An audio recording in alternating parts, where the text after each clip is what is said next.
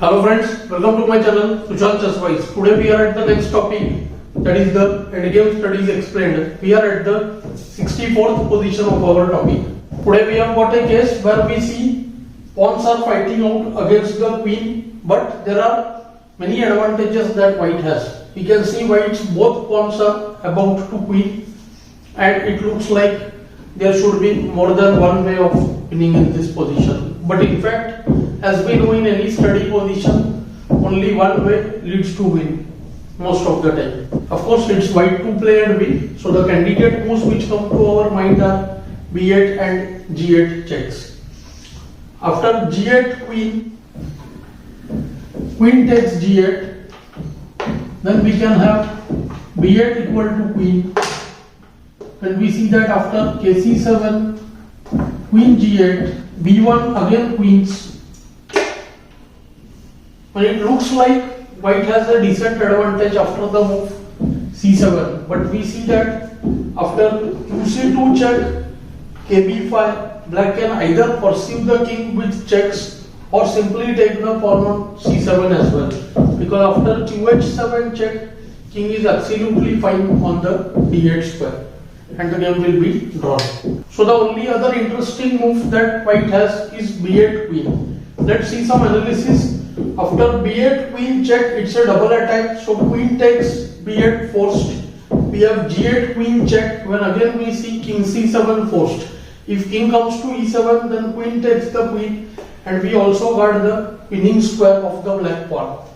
So kc7 is forced when we have the queen on g8, black queen on b8, and queen g3 check using the diagonal to attack, and king cannot take c6 because b8 is hanging. So basically we are forcing the king back to c8. Now queen g8 check would just repeat. So white has got the move qg4 check. When after kc7, it looks like merely we are repeating the position. But in fact, white has a way to improve his queen and take it closer to the black king. From g4, the queen is eyeing the d7 square, which wins in this case. But white has often another way, like going in a zigzag manner and improving his queen position.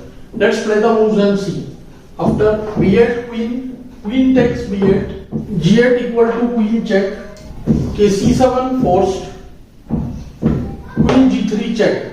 An important move forcing kc8, kb6 and kc6 both allow qb8. And now comes qg4 check.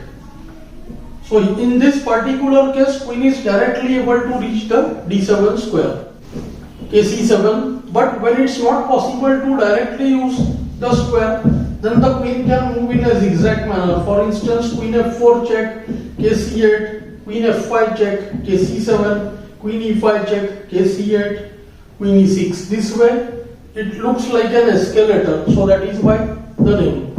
And here after qd7 check, kb6, white has the very simple and strong c7. We see that the queen is attacked now, so b1 queen is of no use. And after qc7, qb5 mates. Black gets mated because of his own poor placed pieces, that is the pawn and the queen, which are not letting the king escape. So black tries the only move, queen f8. He is looking for perpetual checks. After the move c8 queen, so pawn has promoted to queen here, and now black can try the move qb4, only way perhaps to try to give checks. Even after qf4, king a3, qb4 check is possible.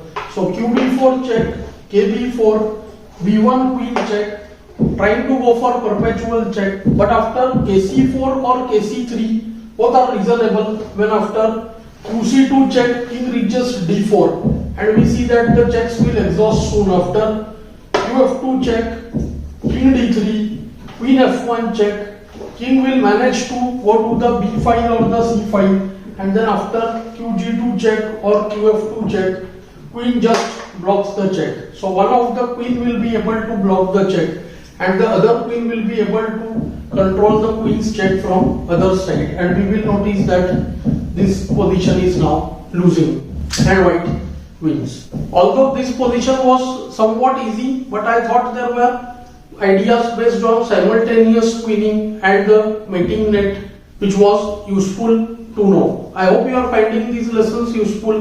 Do like, share and subscribe the channel. Thanks for your time.